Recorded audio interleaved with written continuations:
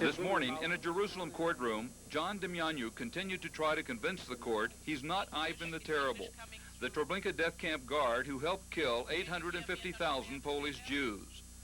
The prosecution is charged that this SS identification card proves the 67-year-old auto worker from Cleveland, born in the Ukraine, was a death camp guard. The defense claims it's a forgery made by the Soviet intelligence agency, the KGB, to get revenge for Demjanjuk's refusal to fight for the Soviet Union in World War II. My father was a traitor to the Soviet Union. Number two, he joined Vlasov's army and he was to fight against the Soviet Union.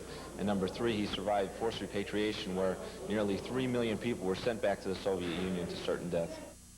This morning, an expert on KGB forgery techniques was brought in by the defense in hopes he'll be the first of several witnesses to convince the court of Demjanjuk's innocence.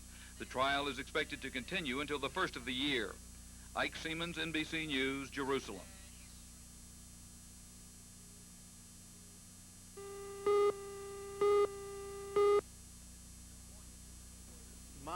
This morning, defense lawyers began questioning a Soviet Jew now living in Israel who's an expert on KGB forgery techniques.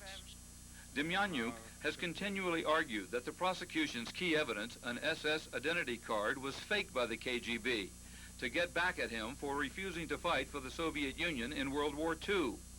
The Ukraine-born Demjanjuk claims he was actually a Nazi prisoner of war at the time. Since the trial began in February, defense lawyers have failed to come up with any evidence supporting the mistaken identity claim, and they haven't been able to shake eyewitnesses who charge that he's Ivan the Terrible, the guard who helped kill 850,000 Polish Jews at Treblinka. This morning, his son said the defense has now discovered witnesses that will support his father. At this point, we are in an extremely strong position. We have first-class witnesses that are prepared to take the stand here in Israel if allowed to do so by the judges.